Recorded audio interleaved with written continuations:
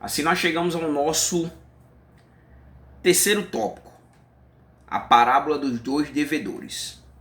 No tópico anterior, estamos estudando Lucas 7, 36 ao 50. No tópico anterior nós vimos que o fariseu ele faz um julgamento ali da ação da mulher, ali, do comportamento da mulher, para o qual adentrar sua casa e ter uma atitude daquela de chorar ali sobre os pés de Jesus, derramando lágrimas, enxugando com os seus próprios cabelos, e derramando perfume ali.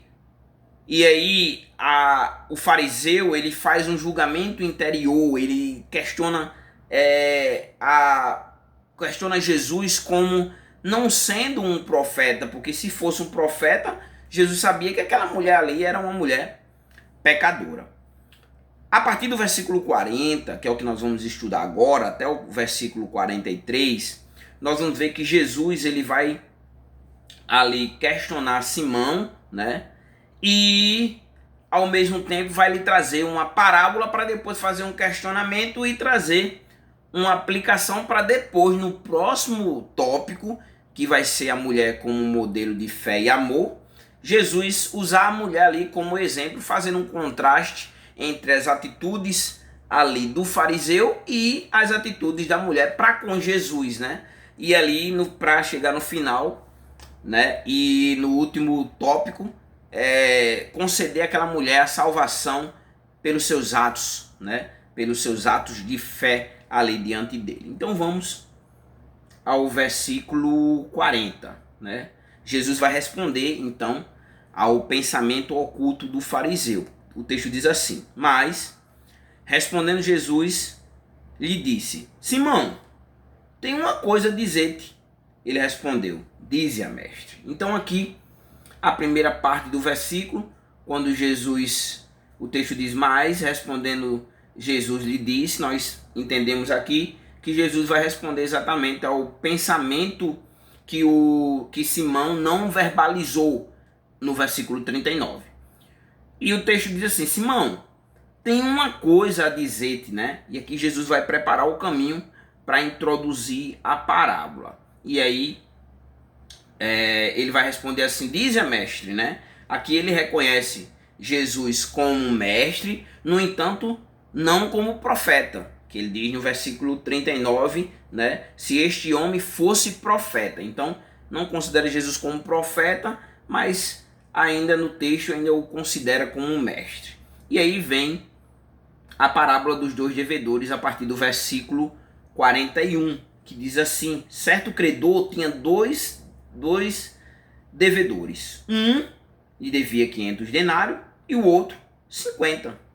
Então, aqui, esse credor, certo credor, que Jesus traz como exemplo do cotidiano ali, dos seus ouvintes, esse credor aqui representa Deus no contexto geral do texto, E o texto diz assim: tinha dois devedores, ambos aqui com uma dívida. E ele vai trazer a dívida desses dois devedores. 500 denários. Um denário era equivalente a um dia de trabalho, logo 500 denários era equivalente a 2 anos de trabalho. Então um devia quase 2 anos de trabalho ao credor. E o outro devia 50 denários. Então quase 2 meses, referentes quase 2 meses de trabalho, Então um devia quase 2 anos de trabalho e o outro quase 2 meses de trabalho, E aí, no texto, nós vamos ter uma pergunta que Jesus vai fazer no versículo 42, que vai revelar ali o coração daquele homem. Vamos ver que pergunta é essa. Vamos ler o versículo 42. O texto diz assim: não tendo eles com o que pagar, perdoou a ambos. E aí vem a pergunta, para Simão: qual deles o amará mais? Então aqui, a primeira parte do versículo diz assim: não tendo eles com que pagar. Então eles não podiam, os dois homens que tinham essa dívida, um devia 500 denários e o outro 50, não tinham como pagar, não tinham como quitar a sua dívida. E aí nós vemos um perdão gratuito, né? Perdoou a ambos, né? Perdoou a dívida de ambos, sem que eles pagassem a dívida, né? Nós temos aqui uma ilustração da graça. E aí ele traz a pergunta, né? A pergunta exatamente que vai revelar o coração, né? Qual deles o amará mais, né? Ou aqui o amor como resposta ao perdão recebido.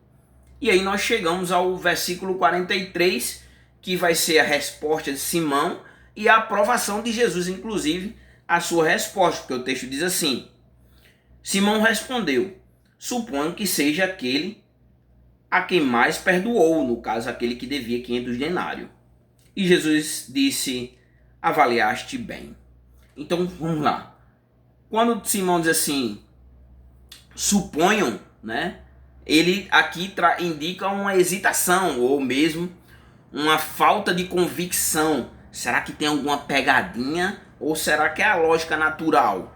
E aí ele segue a lógica natural, que teoricamente quem tem a maior dívida e tem essa dívida perdoada vai amar mais do que aquele que tinha uma dívida menor, né? O alcance do pagamento dessa dívida, poderíamos dizer assim. E aí o texto ainda segue quando ele diz assim, ele diz a resposta dele, né? Aquele a quem mais perdoou, né? A partir da sua suposição, né? Então a dedução ali, né?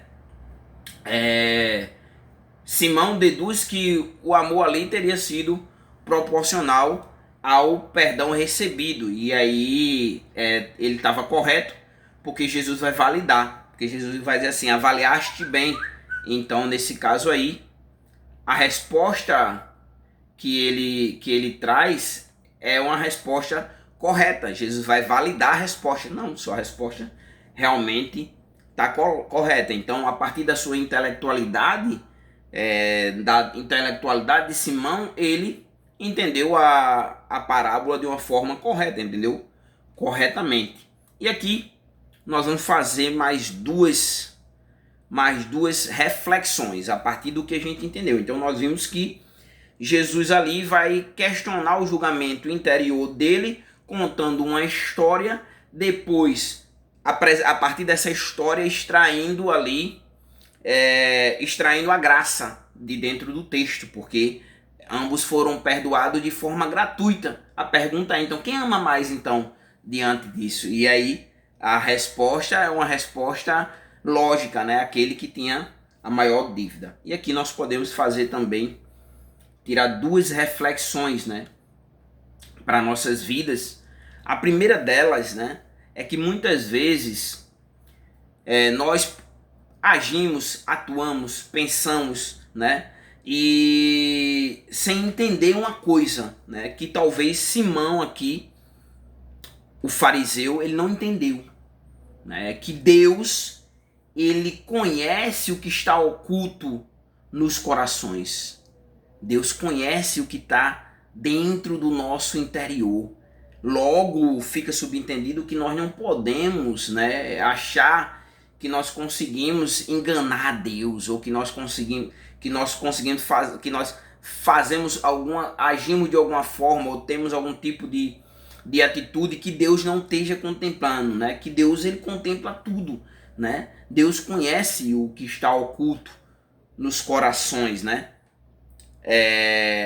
Isso você vê a partir aqui no versículo 40, quando Jesus diz assim, né? Respondendo, Jesus lhe disse: Simão, tenho uma coisa a te dizer. Por que Jesus disse isso? Porque no versículo 39, ele, sem externar, ele disse consigo mesmo: esse homem aí, ele não é profeta, porque se ele fosse, saberia quem eu estava tocando. Então Jesus conhecia ali o que estava oculto no coração daquele homem. Jeremias 17:10 diz assim: eu, o Senhor, esquadrio o coração, eu provo os pensamentos, né?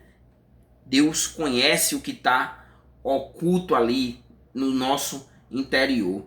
1 Reis, no capítulo 8, versículo 39, diz assim: porque só tu conheces o coração de todos os filhos dos homens. Então, não há como fugir, né? Não há como ocultar, né? Não há como esconder nada, nenhum dos nossos pensamentos, eles são contemplados pelo Senhor, né? Não há como ficar oculto. Salmo 139, versículo 1 e 2 diz assim: Senhor, tu me sondas e me conheces, tu conheces o meu assentar e o meu levantar, de longe entendes o meu pensamento. Então, não há como fugir, né? Não há como... Deus conhece tudo que está oculto em nossos corações. Não há como esconder de Deus aquilo que nós somos de uma forma geral. Ele sabe quem nós somos e conhece todos os nossos pensamentos, mesmo aqueles que não são externizados, como no caso aqui de Simão. E outra aplicação aqui é que nós podemos extrair é que toda a humanidade, inclusive o fariseu também vai entrar também no mesmo caminho, mas a partir da parábola, né, do versículo 41, que diz que esses dois homens, um devia 500 denários e outro devia 50 denários. Aqui, a partir do mundo caído, da queda do homem, né, e todos os que vêm, todas as gerações, é preciso entender, e aqui nós podemos extrair aqui a reflexão de que todos somos devedores diante de Deus. Todos, sem exceção, né, tem uma dívida. Daí a graça tá no versículo no versículo 42, porque ele diz assim: não tendo eles com que pagar, perdoou a ambos. Então todos nós somos devedores, né, diante de Deus, né? Romanos 3:23 fundamenta isso, porque diz assim: pois todos pecaram e estão destituídos da glória de Deus, inclui a mulher pecadora e também o fariseu. E Romanos 6:23 diz: porque o salário do pecado é a morte, mas o dom gratuito de Deus é a vida eterna. É um dom gratuito, né? Perdoou a ambos, aqui dentro do nosso texto, né? É a vida eterna em Cristo Jesus, nosso Senhor. E para finalizar, Gálatas, no capítulo 2, versículo 13 e 14, diz assim: perdoando todos os nossos pecados, cancelando o escrito de dívida, né? Aqui bem claro, aqui nessa parábola, né? O escrito da dívida foi perdoado, perdoou a ambos, né? E aí vem a pergunta: então quem é que ama mais diante de tão grande perdão, de tão grande graça, né? A lógica do texto, aquele que mais foi agraciado, né? Aqui nós podemos até analisar a partir de uma vida prática, né? Muitas vezes alguém que tem uma intensa vida pecaminosa, né? Uma pessoa que viveu uma vida pecaminosa de uma forma do qual é rechaçado, desprezado, como no caso da mulher, pela sociedade, muitas vezes vai valorizar mais a graça de Deus em sua vida do que alguém que viveu a vida toda correta, né? Viveu uma vida sem muito, teoricamente, sem ser um páreo da sociedade, sem ser alguém que causou prejuízo à sociedade, mas alguém que simplesmente viveu ali de uma forma normal e não tem tantos pontos negativos a partir de uma ótica humana, né? Esse vai seguir talvez um caminho mais legalista, né? E o outro vai ter um amor maior pelo Senhor, porque vai valorizar de onde ele saiu, de onde o Senhor o resgatou, né?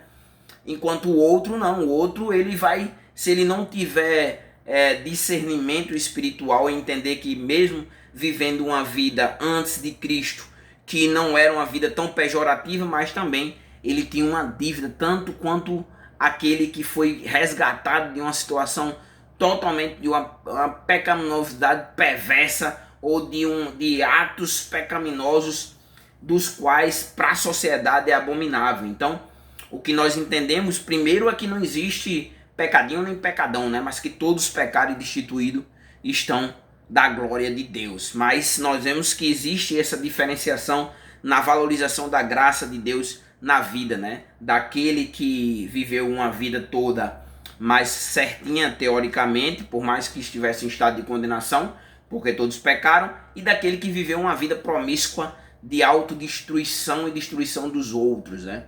Então, fica para nossa reflexão. No próximo tópico, né, nós vamos ver que Jesus vai usar a mulher como um modelo de fé e amor, a partir do versículo 44 até o 47, fazendo um contraste entre as atitudes dela e a atitude de Simão. Então é isso, e até o próximo vídeo.